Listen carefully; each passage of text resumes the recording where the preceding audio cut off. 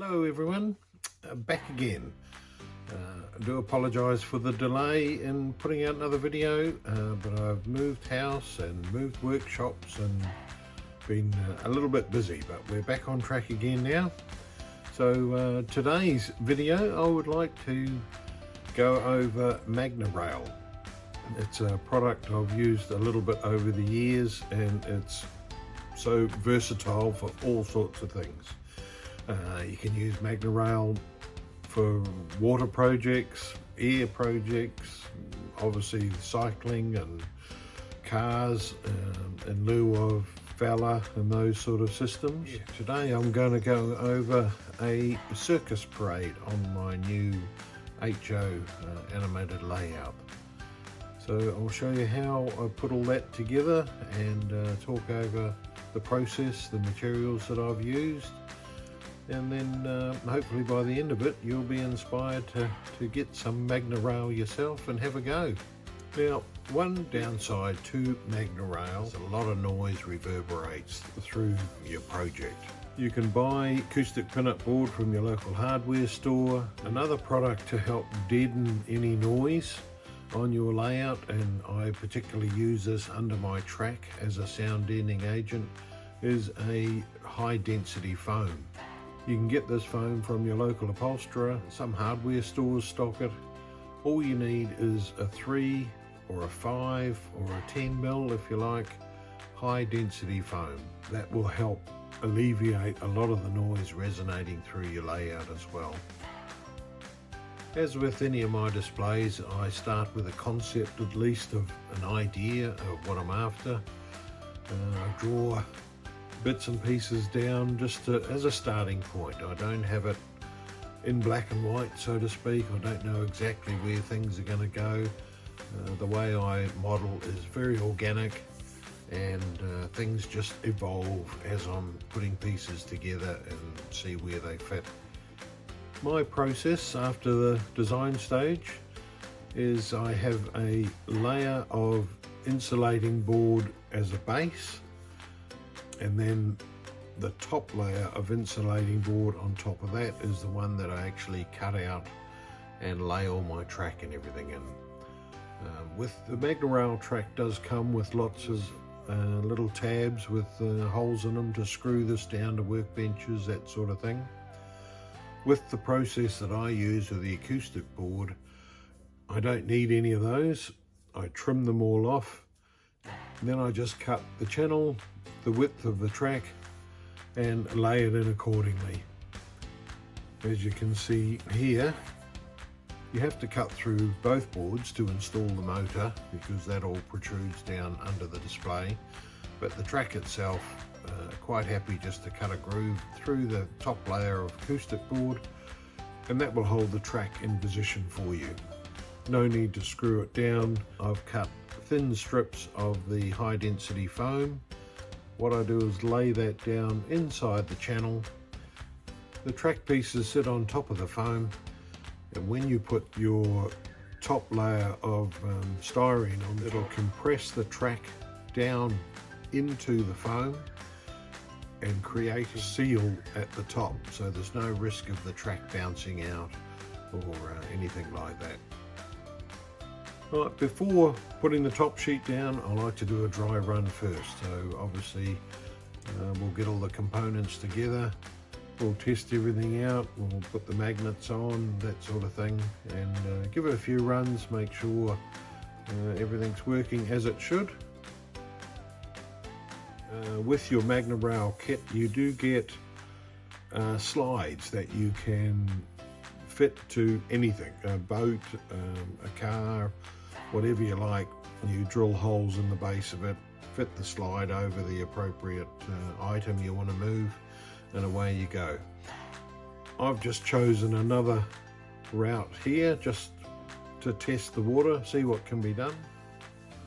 Right, once I've tested everything and I'm happy with the way it's all going, we can then go ahead and put the top sheet over the job. Now, I do like to try and use one single sheet wherever I can.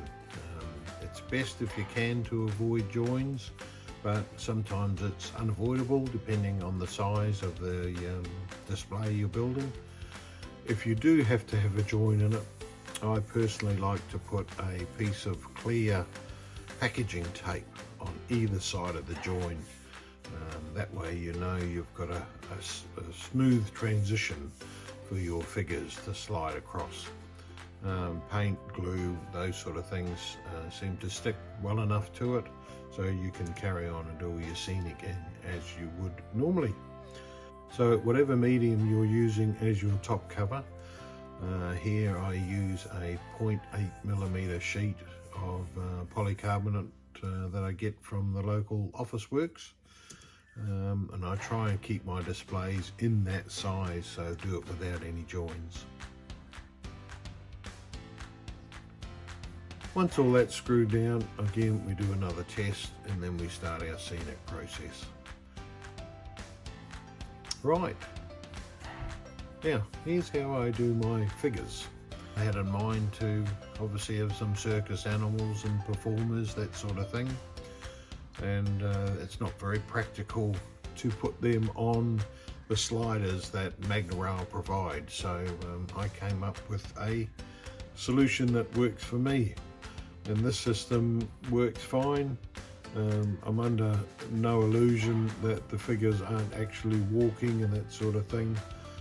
It's just a matter of creating the illusion and some movement. So this system works fine for me. So what I like to use is a 0.5mm styrene sheet, and I just cut a square out of that sheet of random size. It doesn't really matter initially at the start.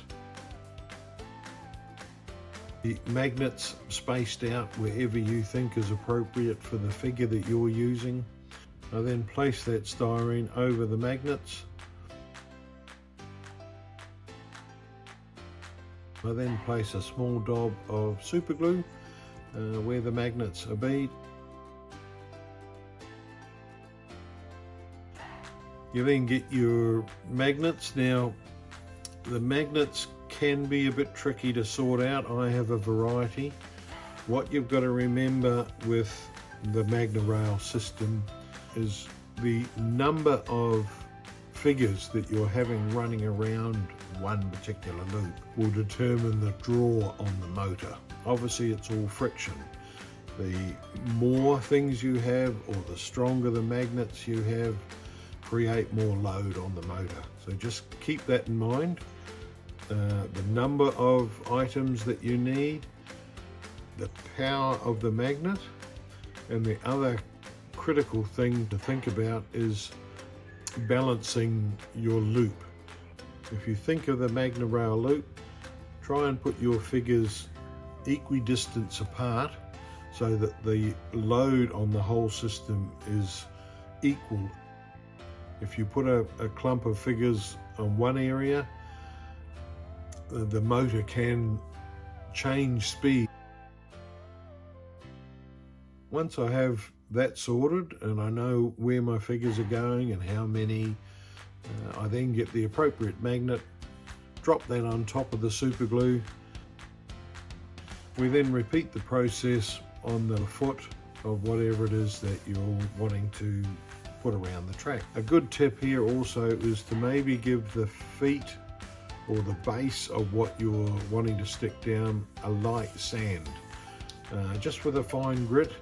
It'll remove any oils or residue or mold release agent or finger grease, that sort of thing, and give you a really good contact so that the glue binds really well. So once you've done all that, have it a clean, position your figure on the styrene centrally over the magnets, of course. You don't want it to be offset, and you don't want the figure to look like it's crab walking or walking sideways. So do your best to align it. I then always obviously give it a test, and once all the glues have dried and you're happy, just trim the base. You can trim this as much as you like. I always just sort of follow quite closely to the shape of the figure. Something random, you don't want to have sharp edges, keep curves on it. It'll help blend it away too. It just takes the eye off any sharp edges, points or straight lines. Anytime you're modeling or doing things, curves are always good, gentler on the eyes. Got that sorted. Again, another test just to make sure there's no burrs, it's not catching on anything, it's everything's sliding all good. The next consideration is the base itself, whether you're going to texture it, whether you're going to just colour it, whether you can leave it as it is.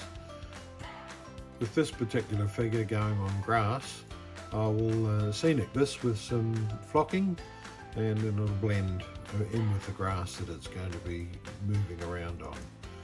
So firstly, I prefer to paint it with a green paint because it's going on green grass, and that way if I do miss any of the grass getting glued to anything, you're not going to have any of the white styrene show through.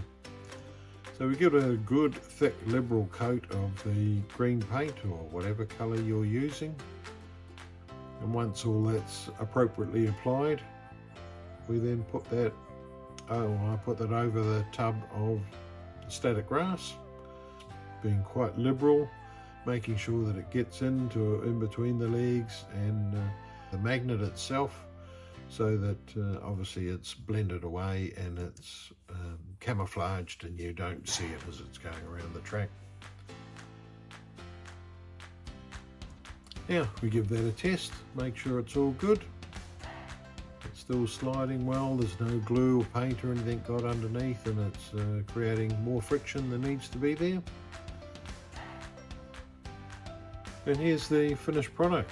So you can see here with the Magnorail in the foreground, I've painted those bases grey so they blend in with the grey path, and then here comes the circus parade coming through there.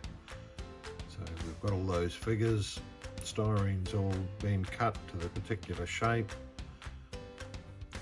There you can see on the rest of the layout here I've got some other movement going on with Magnorail. If there's anything there you'd want me to go over and explain a bit more, just make a note in the comments. So there you go guys, I hope you enjoyed that tutorial. That was a bit of a gloss over. If there's anything else you'd like, any information you need, something you want me to go into more detail with, just make a note in the comments below, or you can contact me directly on my YouTube email address in my description, and happy to answer any questions you might have. And as a special treat for you all, the first 50 of you to contact Clyde directly at Magnorail Oz. Yep, that's his handle, Magnorail Oz. Use the code TSM1225 before December the 13th. Clyde is offering you a 10% discount on any Magnorail product. So that's one item per customer. So get onto it.